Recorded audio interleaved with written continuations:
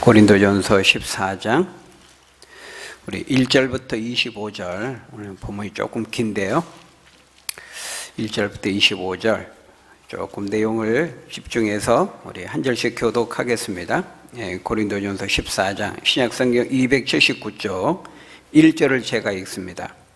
사랑을 추구하며 신령한 것들을 사모하되 특별히 예언을 하려고 하라.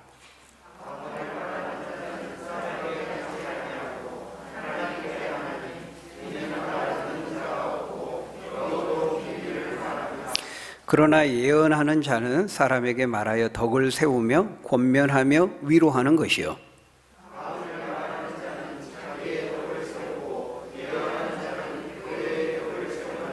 나는 너희가 다 방언 말하기를 원하나 특별히 예언하기를 원하노라. 만일 방언을 말하는 자가 통역하여 교회의 덕을 세우지 아니하면 예언하는 자만 못하니라.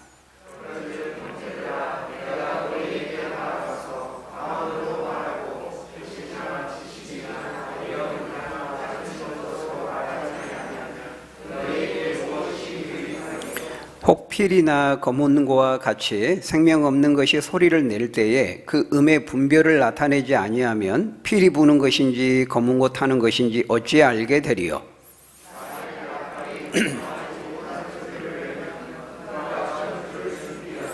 이와 같이 너희도 혀로서 알아듣기 쉬운 말을 하지 아니하면 그 말하는 것을 어찌 알리요. 이는 허공에다 말하는 것이라.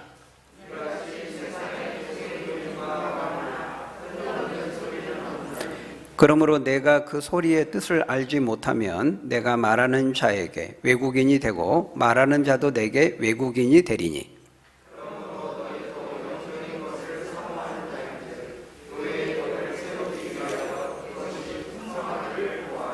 그러므로 방언을 말하는 자는 통역하기를 기도할지니.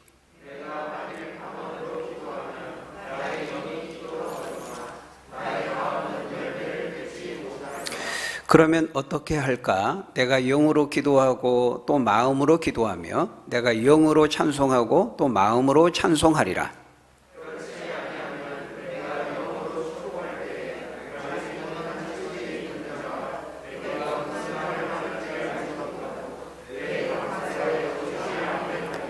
너는 감사를 잘하였으나 그러나 다른 사람은 덕세움을 받지 못하리라.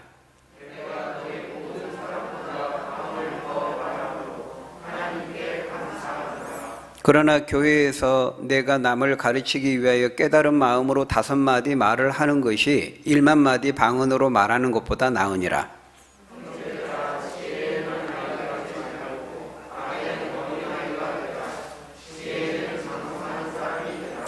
율법에 기록된 바 주께서 이르시되 내가 다른 방언을 말하는 자와 다른 입술로 이 백성에게 말할지라도 그들이 여전히 듣지 아니하리라 하였으니.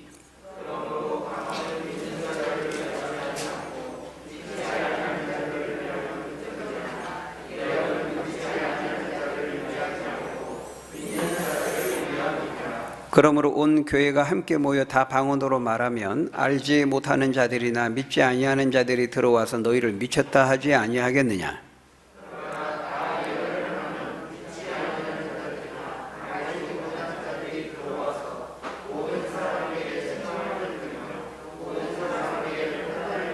같이 읽겠습니다.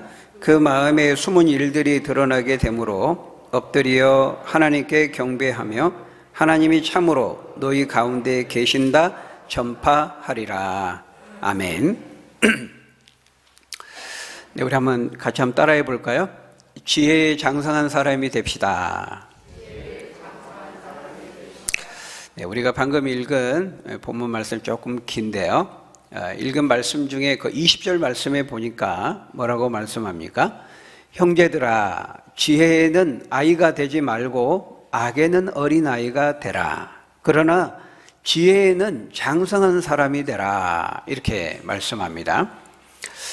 여기 이 장성한 사람이라고 하는 것은 지금 어린아이와 대비되는, 대조되는 그 어른을 말하는 것입니다. 다시 말하면 성숙한 사람을 말하는 것이죠. 여러분, 하나님은 예수님을 믿는 저와 여러분들이 다 이렇게 장성한 사람, 성숙한 사람이 되기를 원하십니다. 에베소서 4장 13절 14절에도 보면요, 똑같이 말씀합니다. 이거는 이제 에베소 교회를 향한 바울의 권면인데요, 똑같아요. 4장 13절 14절에 보니까요, 우리 한번 같이 읽어볼까요? 시작. 우리가 다 하나님의 아들을 믿는 것과 아는 일에 하나가 되어 온전한 사람을 이루어 그리스도의 장성한 분량이 충만한 데까지 이르리니, 이는 우리가 이제부터 어린아이가 되지 아니하여 사람의 속임수와 간사한 유혹에 빠져 온갖 교훈의 풍조에 밀려 요동하지 않게 하려 함이라. 여기서도 보니까 어린아이와 누구를 대조하고 있습니까? 온전한 사람. 너희는 어린아이가 되지 말고 온전한 사람이 되라. 어린아이와 이 온전한 사람을 지금 비교 대조하고 있어요. 여기 온전한 사람이라고 하는 것은 거기 있는 말씀처럼 그리스도의 장성한 그 분량까지 이른 사람을 말하는 거예요. 믿음이 성숙한 사람을 말하는 것이죠. 여러분, 어린아이들은 어때요? 어린아이들은 사리 분별을 잘 못합니다. 쉽게 유혹의 말에 넘어가고 잘 속지요. 잘 미혹에 빠집니다. 야, 내가 햄버거 사줄게, 가자. 그러면 따라갑니다. 내가 예쁜 귀여운 강아지 보여줄게, 너 보고 싶지? 따라와. 그러면 따라가요. 이제 이게 어린아이의 그 미숙한 특징이죠. 근데 영적인 어린아이도 마찬가지라는 거예요. 똑같다는 거예요. 뭔가 좀 신기하고 뭔가 좀 새롭게 들리는 그런 교훈이나 이론을 말하면은 이제 분별하지 못하고 미혹되어 따라가는 것입니다. 이단에 빠지고 이단을 따라가는 거죠. 그렇지만 믿음이 장성한 성숙한 사람은 어떻습니까? 여기 보니까 하나님의 아들을 믿는 것과 아는 일에 하나가 돼요. 하나가 된다, 이 말은 균형을 잘 잡고 있다라는 거예요. 균형을 잘 이루고 있다는 거예요. 그렇기 때문에 무엇이 옳고 그른지를 분별해요. 무엇이 진리이고 아닌지를 분별합니다. 무엇이 성경적이고 비성경적인지 그걸 분별하는 거예요. 오늘 우리가 읽은 이 본문을 보면은 사도 바울은 그 영적인 성숙의 문제를 그 예언과 방언의 그 비교를 통해서 우리에게 말씀하고 있어요. 여러분, 고린도 교회의 문제가 무엇이었죠? 고린도 교회는 성숙하지 못하다는 거예요. 그리스도 안에서 어린아이의 상태에 있었다고 말해요. 우리가 이미 앞에서 여러 가지 그 증거들을 살펴보았습니다. 베드로파, 바울파, 아볼로파, 그리스도파, 이렇게 당파를 나누는 문제 우리가 봤죠. 교회 안에 세상에 믿지 않는 사람들에게도 찾아보기 어려운 그런 음행의 문제, 그것을 어떻게 처리하는지 우리가 그 문제를 또 살펴봤어요. 교회 안에 성도들끼리 갈등과 다툼 때문에 믿지 않는 세상 사람들의 그 법정까지도 그 문제를 끌고 간 거 우리가 살펴봤습니다. 한두 가지가 아니었어요.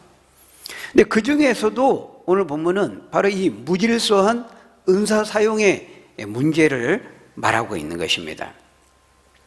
은사를 하나님이 주신 그 목적을 따라 사용해야 되는데 이 고린도 교회 성도는 그렇게 쓰지 않는 거예요. 하나님이 은사를 주신 목적이 뭡니까? 자기의 유익을 구하지 않고 다른 사람의 유익을 구하고, 그래서 교회 공동체를 세우라고 은사를 주신 거잖아요. 근데 이 고린도 교회 성도들은 그 은사를 통해서 자기를 드러내고 자기를 돋보이게 하고 자기를 과시하고 자기를 자랑하는 데 썼어요.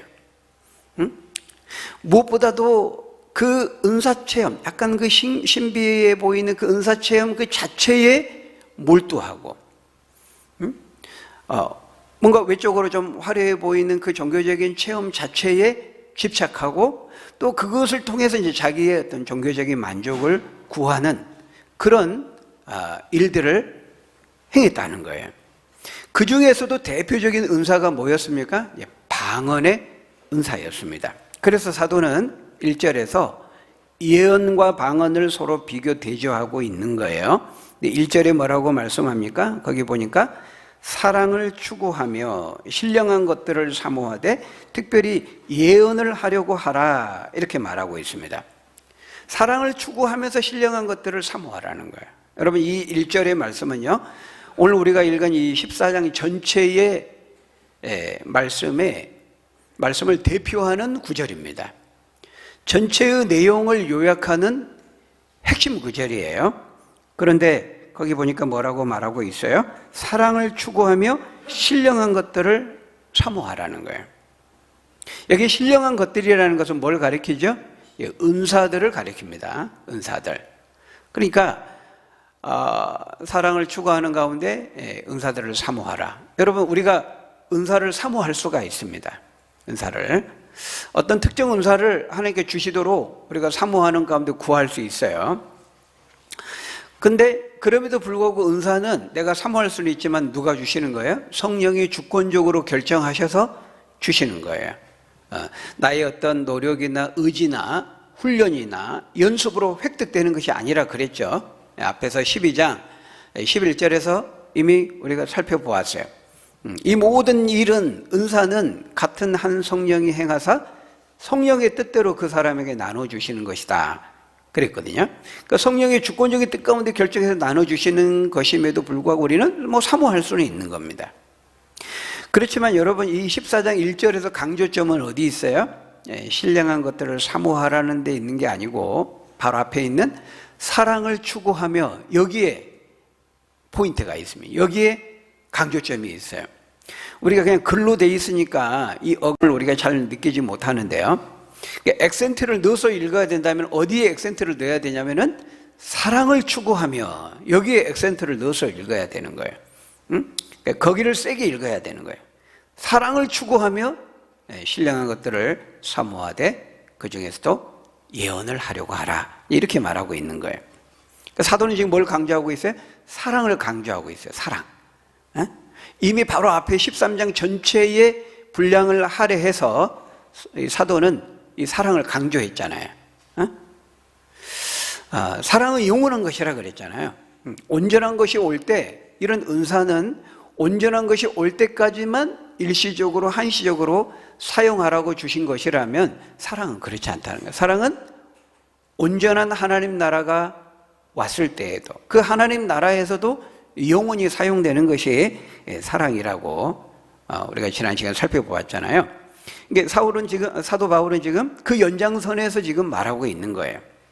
하나님이 성령을 통해 주신 모든 은사는 사랑을 목적으로, 사랑을 위해서 사용되어야 된다는 거예요. 그리고 그 사랑이라는 것은 바로 이웃 사랑을 말하고, 또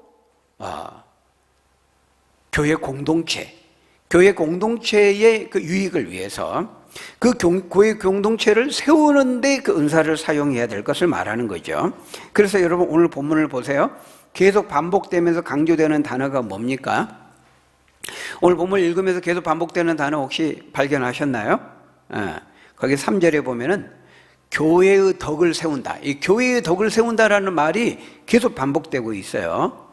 거기 3절에 보면은 그러나 예언하는 자는 사람에게 말하여 덕을 세우며 권면하며 위로하는 것이요. 또 4절에도 보면은 방언을 말하는 자는 자기의 덕을 세우고 예언하는 자는 교회의 덕을 세우나니. 5절에서도 말씀하죠. 나는 너희가 다 방언 말하기를 원하나 특별히 예언하기를 원하노라. 만일 방언을 말하는 자가 통역하여 교회의 덕을 세우지 아니하면 예언만 못하니라. 계속해서 이 교회의 덕 세우는 것을 이야기하고 있다는 거예요. 여러분, 그 12절에도 또 나오죠. 교회의 덕을 세우기 위하여. 17절에도 또 나옵니다. 그리고 오늘 읽지는 않았지만은 그 26절에도 모든 것을 덕을 세우기 위하여 하라, 이렇게 말씀하고 있어요. 결국 무슨 말입니까? 하나님께서 우리에게 주신 은사를 교회의 덕 세우는 데 사용하는 사람이 성숙한 사람이라는 거예요. 누가 성숙한 사람이냐?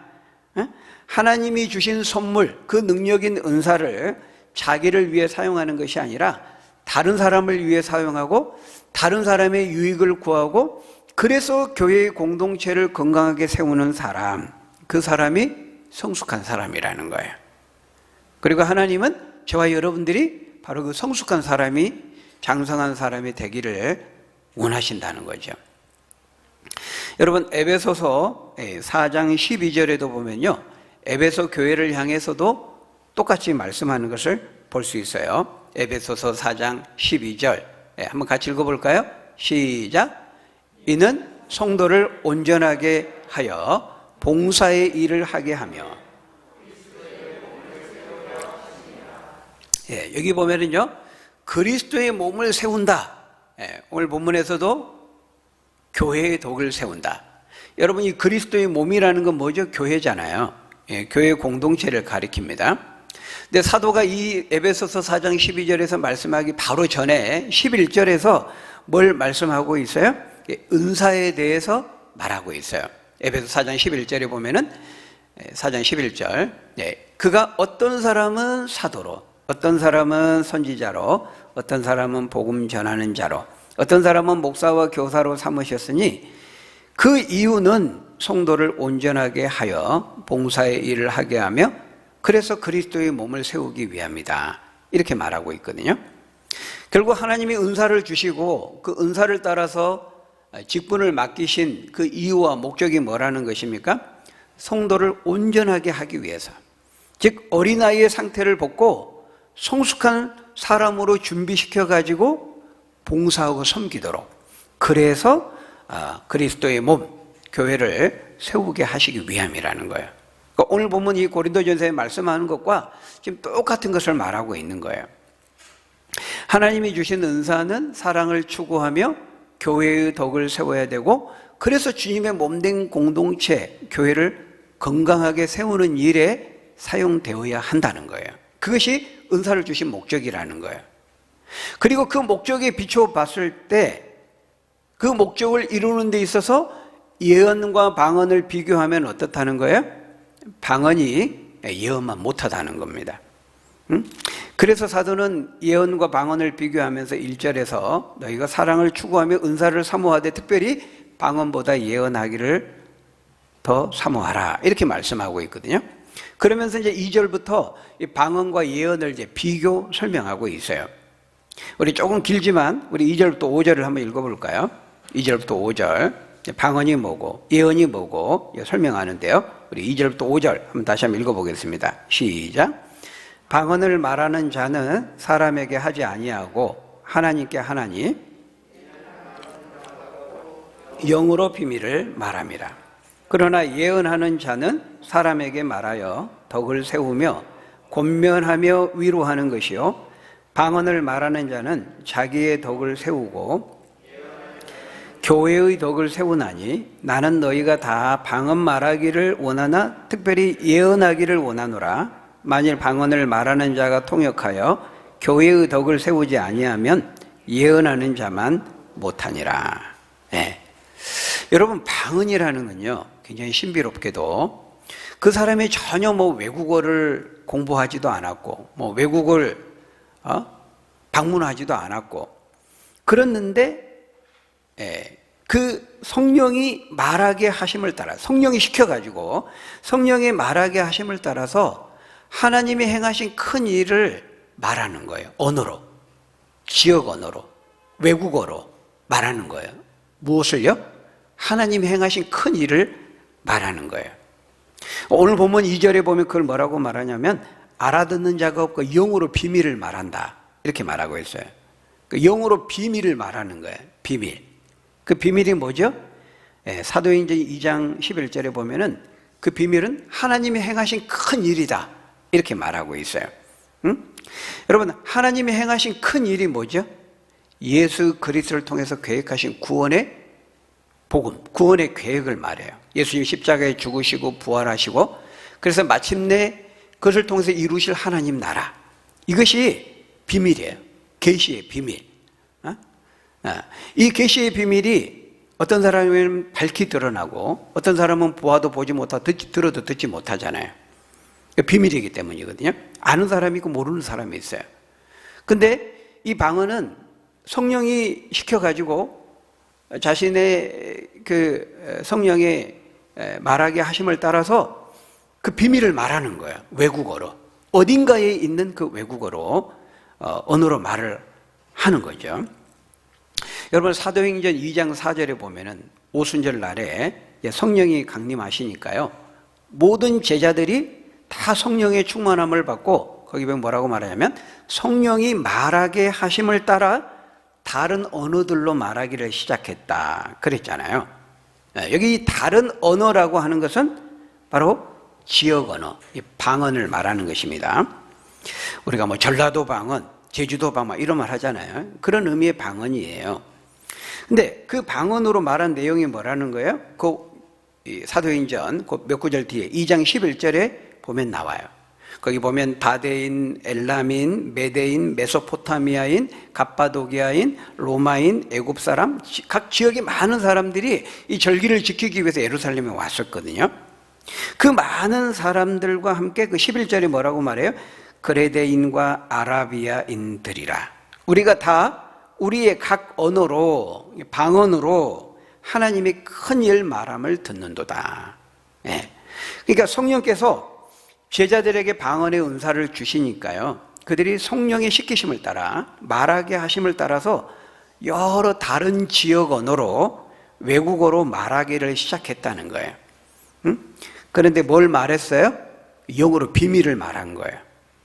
하나님의 구원의 계시, 감추어졌던 예수 그리스도를 통한 하나님의 그 비밀한 계획, 하나님이 하실 예수 그리스도를 통해서 하신 큰 일, 바로 그것을 말한 거죠. 하나님 나라의 복음인 거죠. 근데 이것이 각 나라의 말로 이 방언이 통역이 된 거예요. 그러니까 이때는 따로 통역을 한 것이 아니라 각 나라의 말로 제자들이 말을 하는데 각 지역에 있는 사람들 와서 들으니까 자동 통역이 되는 겁니다. 각 해당되는 사람들 자기 말로 들으니까. 그러니까 그 구원의 비밀, 그 구원 계시의 비밀이 밝히 드러나서 그들이 예수 그리스도의 복음을 듣고 깨닫게 되면서 뭐라고 반응하죠?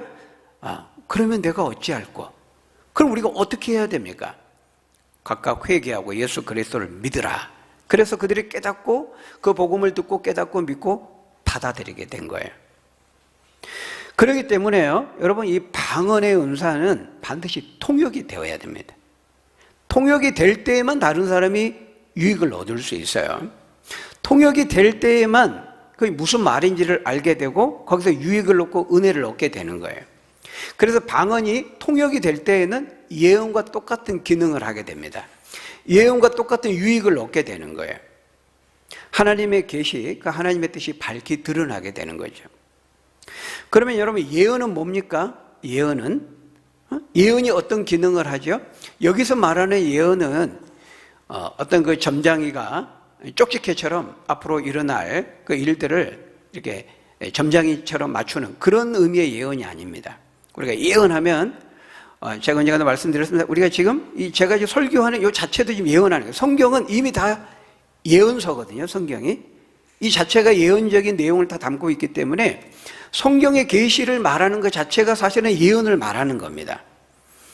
그래서요, 여기 그 3절에 설명하고 있어요. 예언이 무엇인지. 예언하는 자는 사람에게 말하여 덕을 세우며 권면하며 위로한다 그랬죠. 그러니까 여기서 예언이라는 것은 하나님의 진리의 말씀을 계시해서 그 계시를 통해서 하나님의 뜻을 깨닫는 거예요. 그래서 그 하나님의 밝히 드러난 계시를 자기가 깨닫으면서 뭘 알게 되죠? 자신의 죄인됨을 알게 되고, 그래서 회개하고 나에게 예수 그리스도 그분이 꼭 필요하구나 그걸 알게 되고 주님을 찾고 믿고 만나고 구원의 확신을 갖게 되는 거죠. 그 계시를 깨달음으로, 듣고 깨달음으로 그런 일들이 일어나는 거예요. 그래서 여기 권면하고 위로한다. 의심하고 낙심하던 사람이 이 예언을 듣게 되면 어때요? 확신과 용기를 얻고 다시 일어나게 되는 것이죠. 그래서 이 예언을 통해서 위로를 받고 장차 이루어질 하나님의 약속을 견고하게 붙잡고 흔들림 없이 믿음 위에 서게 되는 거예요. 이것이 예언의 기능이에요. 그래서 많은 우리 종교 개혁자들과 우리 청교도들은 설교를 이 예언의 범주에 포함시켰어요. 완전히 똑같은 것은 아니지만, 물론 예언의 범주를 더 넓게 우리가 설정해서 말할 수도 있습니다만은 적어도 오늘 본문에서 사도 바울이 이 방언과 비교하면서 말할 때에는요, 이 방언은 그 영의 활동을 그 특징으로 지금 말하고 있다면은 예언은 지성적인 활동을 깨닫는 거, 지성의 역할이 뭐예요? 깨닫는 거잖아요. 그걸 특징으로 지금 말하고 있어요. 거기 여러분 14절부터요, 17절을 보면은, 14절부터 17절을 보면은, 내가 만일 방언으로 기도하면 나의 영이 기도하거니와 나의 마음은 열매를 맺지 못하리라. 이게 무슨 말일까요? 그러면 어떻게 할까? 내가 영으로 기도하고 또 마음으로 기도하며, 내가 영으로 찬송하고 또 마음으로 찬송하리라. 그렇지 않으면 네가 영으로 축복할 때 알지 못하는 처지에 있는 자가 네가 무슨 말을 하는지 알지 못하고 네 감사에 어찌 아멘 하리요. 너는 감사를 잘했지만 그러나 다른 사람은 덕세움을 받지 못하리라. 이렇게 말씀합니다. 여러분 여기 보면은 영과 마음을 지금 대조시키고 있거든요. 그러니까 정작 지금 방언을 하고 있는 사람은 지금 영의 활동을 하는 거예요. 그러니까 자신의 영과 성령이 서로 교통하고, 신비롭게도 나의 그 영과 성령이 서로 교통하면서 영의 활동을 하는 거예요. 그래서 성령의 시키심을 따라서 방언을 해요. 근데 그 사람 자신이 방언을 그 통역하는 은사를 가지고 있지 못하면 영으로는 방언을 말하지만 정작 그 방언의 내용이 무엇을 의미하는지를 자기도 모르는 거예요.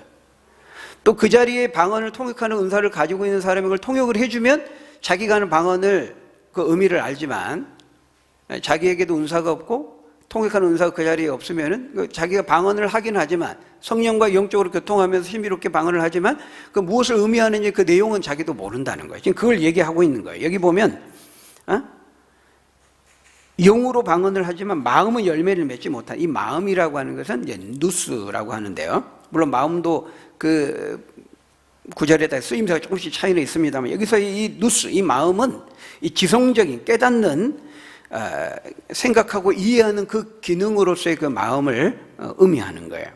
그러니까 정작 자신도 방언을 하고는 있지만 무슨 말인지는 모르는 거예요. 그 의미는.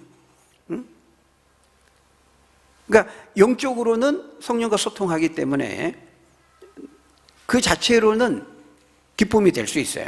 그 사람에게 유익이 되고 나름대로 은혜를 받고 만족을 얻을 수 있어요. 그래서 감사하는 거죠. 그렇지만 정작 그것을 듣는 다른 사람들은 무엇을 의미하는지 알지 못하기 때문에 아무런 유익을 얻을 수 없고 그 감사에 동의할 수 없고 아멘할 수가 없다는 거예요. 통역되지 않으면은. 그렇잖아요. 여러분, 우리가 아멘이 뭡니까? 우리가 아멘 한다는 것은 먼저 우리가 하나님의 말씀을 듣고 지성적으로 깨닫고 이해가 되어야 되잖아요. 그리고 가슴과 마음으로 공감이 되고 동의가 될 때 우리가 아멘 하는 거잖아요. 아멘이라는 게 뭐예요? 네, 그렇습니다. 그렇게 될 줄 믿습니다. 그렇게 될 걸 믿고 공감하고 확신합니다. 네, 그런 뜻이거든요. 그래서 여러분 전라도 방언으로 아멘이 뭐죠? 전라도 말로 아멘이 뭡니까? 맞아. 경상도 말로는 아멘이 뭐예요? 하모죠. 충청도 말로는 뭐예요? 그려, 그잖아요. 그러니까 이게 마음의 공감, 이게 공감이 되고 그 동의가 되려면은 먼저 무슨 말인지를 이제 이해가 되어야 돼요. 이해가 되어야 그 다음에 뭐 공감이 되고 동의가 되는 것이죠. 근데 통역되지 않으면은 도대체 무슨 말인지 이해할 수가 없는 겁니다. 그러니까 방언을 하는 그 사람은 영과 성령이 소통하기 때문에 자기는 유익과 만족을 누릴지 모르지만 다른 사람은 유익이 되지가 못하는 거예요. 예를 들어서 우리가 이 공적 예배를 드리는데 아까 우리 집사님 대표기도 하셨지만 그 대표기도 하는 시간에 회중을 대표해서 기도를 해야 되는데 자기 개인 기도를 만약에 한다. 그러면 어떻겠어요? 우리 아들이 이번에 이렇게 자기 개인 기도를 막 하는 거예요. 대표기도에. 자기는 진지하게 막 기도하고 자기는 은혜를 체험할지 모르지만 회중에게는 공감이 안 되고 은혜가 안 되고 그럴 수 있는 거죠. 예, 그런 것과 비슷한 거죠. 그러니까 이거를 자기가 집에 가서 혼자 방언을 한다면 얼마든지 할 수가 있는 겁니다. 근데 지금 공적인 예배의 상황에서 말하고 있는 거예요. 교회에 와서 다른 사람들이 같이 함께 있을 때에는 자기만 생각하면 안 되고 다른 사람의 유익을 생각하고 다른 사람에게 덕을 끼치고 교회의 유익을 생각해야 된다는 거예요. 그러니까 여러분, 이 방언과 예언은 둘 다 공통점이 있어요. 말의 은사예요. 말과 관련된 계시의 은사예요. 방언도 말과 관련된 계시의 은사고 예언도 말과 관련된 계시의 은사예요. 그런 점 공통점이 있죠. 근데 여러분, 이 방언은 통역되지 않으면은 자신의 영과 성령이 영적으로 교통하기 때문에 자신의 유익과 만족이 될지 모르지만 다른 사람에게는 아무 유익을 줄 수가 없다는 거예요. 그냥 그거는 그냥 어딘가에 모르는 그냥 외국어를 듣는 것과 같아요. 언젠가 제가 지하철을 탔는데 러시아인지 뭐 우크라이나인지 그쪽인지 모르겠는데 아무튼 그쪽 사람이에요. 영어도 아니에요. 러시아 사람, 러시아 말 같아. 막 둘이 막 웃으면서 막 얘기를 하는 옆에 있는데 그 얘기를 내가 다 들어요. 듣기는 들어요. 근데 무슨 말인지는 모르고 막 웃으면서 얘기하는데 무슨 말인지 모르겠더라고요.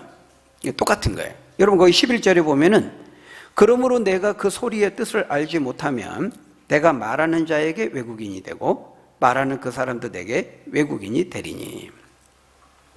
그러니까 이 사람이 지금 한 번도 외국을 나가본 적이 없고 외국어를 공부해 본 적도 없는데 방언을 통해서 외국어를 유창하게 말하고 있다면 얼마나 신기합니까? 얼마나 신비롭습니까? 외국어 공부를 해본 적도 없는데 그런데 언어 훈련이나 교육을 받은 적이 없는데 성령이 시키시기 때문에 성령의 말하게 하심을 따라 하는 것이거든요. 그리고 그 내용은 2절에서 말하는 것처럼 영어로 비밀을 말하는 거예요. 내용적으로는 하나님이 행하신 그 일이니까 좋은 내용이죠. 은혜로운 내용이죠. 그렇지만은 그것이 통역되지 않는다면은 도대체 무슨 말인지 알지 못하기 때문에 그 방언을 듣고 그 사람이 뭐 회개를 한다든지 예수를 믿는다든지 의심과 불신을 떨쳐내고 낙심 가운데 있는 사람이 다시 용기를 얻고 일어선다든지 그렇게 할 수가 없는 거예요. 아무런 유익을 얻을 수가 없는 거죠. 6절에서 바울이 그것을 지금 말하고 있어요. 6절에 보면 자신의 경우를 예로 들어서 말합니다. 6절에 보니까요. 그런즉 형제들아 만일 내가 너희에게 나아가서 방언으로만 말하고 계시나 지식이나 예언이나 가르치는 것으로 말하지 않으면 너희에게 무엇이 유익하겠느냐. 혹 필이나 검은고와 같이 생명 없는 것이 소리를 낼 때에 그 음의 분별을 나타내지 아니하면 필이 부는 것인지 검은고 타는 것인지 어찌 알겠느냐.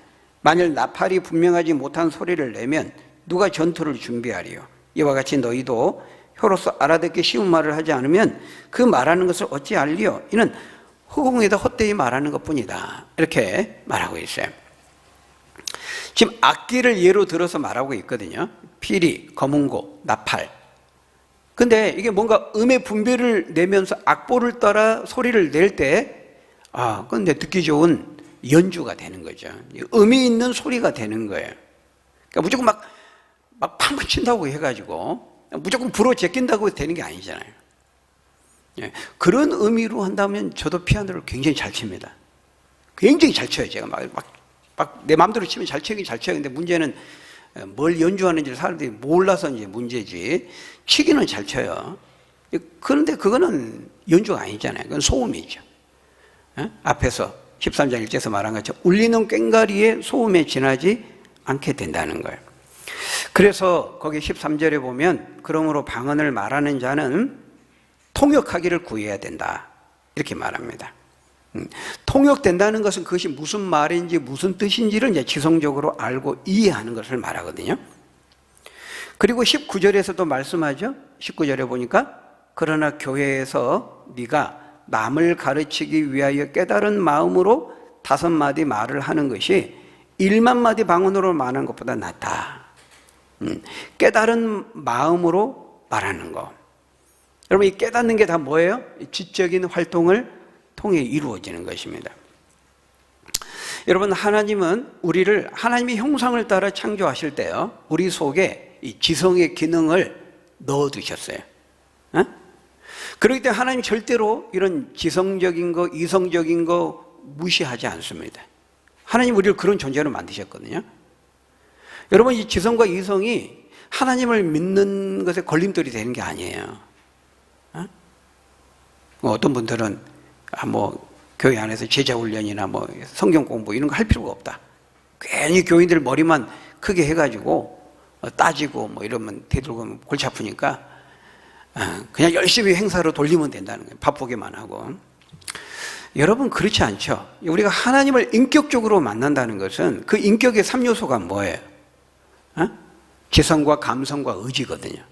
우리가 하나님의 형상을 닮아서 우리 인간만이 인격을 갖고 있어요. 지성과 감성과 의지. 우리는 하나님을 지성적으로도 알아야 되고 감성적으로도 느껴야 되고 또 의지적으로도 하나님을 만나야 돼요. 의지적으로 만날 때 우리의 삶이 변화되는 거잖아요. 그래서 여러분 어떻게 장성한 사람, 성숙한 사람이 될 수 있는가? 아까 에베소서 4장 13절에 말씀했잖아요.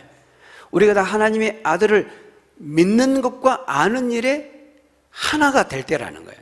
믿는 것, 믿음, 아는 것, 지성, 지식, 이 두 가지가 하나가 돼야 돼요. 균형을 이루어야 되는 거예요. 둘 다 중요해요.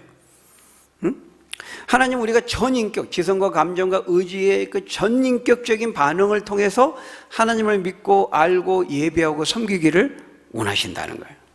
그래서 사도는 그 20절에서 형제들아 지혜에는 아이가 되지 말고 악에는 어린아이가 되라. 그러나 지혜에는 장성한 사람이 되라. 성숙한 사람이 되라. 그렇게 권면한 것입니다. 장성한 사람, 성숙한 사람이라는 것은 한쪽으로 치우친 사람이 아니에요.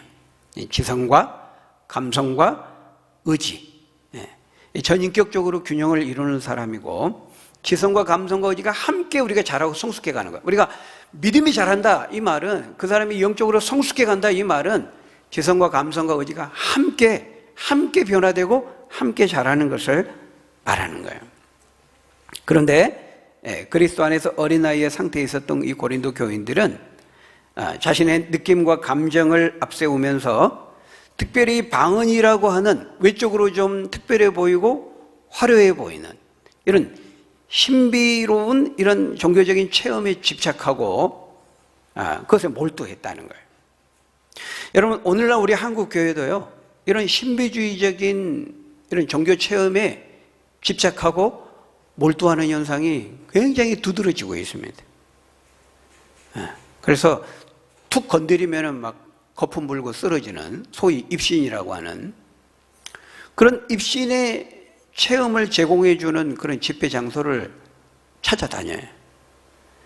뭔가 뭐 토론토 블레싱이나 뭐 은사주의 운동이나 뭐 신사도 운동이나 이런 사람들이 다 그런 그 종교적인 체험, 이런 것들을 다 구하는 거거든요. 그러니까 그런 것이 이제 이루어지는 그런 현장에 있을 때는 하나님이 있는 것 같아. 하나님이 존재하는 것 같아. 그런데 굉장히 그 하나님은 나중에 다음 시간에 우리가 이제 마지막 14년 보겠습니다만은 하나님 무질서한 하나님이 아니거든요. 그 토론토 블레싱 같은 데 보면은 여러분 그 영상 한번 쳐보세요. 괴기스럽습니다. 막 소리 지르면서 막 바닥에 떼굴떼굴 구르고 질서가 없어요. 자기 마음대로 해요. 광분하고 그런 걸 보면서 지금 성령이 역사한다 그런 생각하는 거예요. 성령은 인격적인 분이에요. 인격적으로 역사해요. 그렇게 무질서하게 비인격적으로 역사하는 분이 아니에요. 그건 이교 어디 사이비 같은 데서 그렇게 하는 것이지. 다만 그 성령의 이름으로 예수 그리스도의 이름으로 푸삭거리 하는 겁니다. 무당들 푸삭거리 하듯이. 여러분 성경을 보세요. 우리 다음 시간에 또 보겠습니다만 하나님 질서의 하나님, 어지러움의 하나님 아니에요. 화평의 하나님이시고 인격적으로 우리의 지성과 감정과 의지로 인격적으로 하나님이 어떤 분인지를 알고 믿기를 원하신다는 거예요. 그래서 하나님의 말씀을 들을 때 그리스도의 말씀을 들을 때 우리의 믿음이 생기고 그 믿음으로 하나님을 섬기기를 원하시는 것이죠. 그래서 그런 이상한 그런 체험의 그 현장에 있을 때에는 하나님이 임재하는 거, 하나님이 존재하는 것 같아. 근데 일상의 삶으로 딱 나오면은 하나님의 임재를 전혀 못 느껴요. 다른 사람에게 전혀 덕을 끼치지 못해요. 빛과 소금의 영향을 나타내지 못하죠. 여러분 고린도 교회 성도들이 그랬어요. 그리스도 안에 있기는 했지만 그들은 어린아이였다는 거예요. 사랑하는 여러분, 우리는 지혜에 장성한 사람이 되어야 됩니다. 성숙한 사람이 되어야 됩니다. 하나님은 우리의 지성과 감정과 의지가 동원된 전인격적인 우리의 믿음이 성숙하게 자라기를 원하신다는 거예요. 여러분, 그러기 위해서는 우리에게 뭐가 필요할까요? 그 무엇보다 하나님의 말씀을 우리의 삶과 신앙의 중심에 두어야 하는 것입니다. 이 진리의 말씀을 통해서, 예언의 말씀을 통해서 우리가 하나님을 아는 것과 믿는 일에 하나가 되어야 되는 거예요. 그럴 때만 우리가 그리스도의 장성한 분량이 충만한 데까지 이룰 수 있는 것이죠. 물론 우리 이런 체험, 신앙의 체험들이 불필요하다, 중요하지 않다, 유익하지 않다, 그런 말은 아니에요. 필요해요. 우리 정서적인 또 감정적인 내가 죄인됨을 감정적으로 느끼는 거잖아요. 지성적으로 우리가 알 때 나의 죄인됨을, 우리의 불의함과 완악함과 강팍함을 우리가 지성적으로 깨달으면 그것이 마음으로 내려와서 우리의 한없이 불의함과 완악함을 마음으로 느끼는 겁니다. 감정적으로도. 그리고 하나님의 사랑도 감정적으로 느끼는 거예요. 이게 다 필요해요. 감정 이런 것들 다 배제하고 그냥 막 교리로만 그런 말은 아니에요. 균형을 이루어야 돼요. 바라기는 저와 여러분들이 지혜의 어린아이가 되지 말고 단단한 하나님의 말씀까지도 취할 수 있는 장성하고 성숙한 하나님의 사람들이 되어서 하나님께 주신 은사, 삶의 자원들을 잘 손용해서 나의 유익을 구하지 않고 다른 사람들을 더 열심히 사랑하고 더 뜨겁게 사랑하고 교회를 힘있게 세워갈 수 있는 저희 여러분들이 다 되시기를 예수님의 이름으로 간절히 축원합니다. 기도하겠습니다. 아버지 하나님, 우리가 지혜의 어린아이가 되지 말고 장성하고 성숙한 사람이 되라고 말씀했습니다. 그 성숙한 사람, 장성한 사람, 다른 사람을 사랑하고 또 교회 공동체를 건강하게 세우는 사람이라고 말씀했습니다. 바로 그 일을 위해서 하나님께서 우리에게 선물을 주시고 은사를 주시고 모든 삶의 자원을 허락해 주신다 말씀했습니다.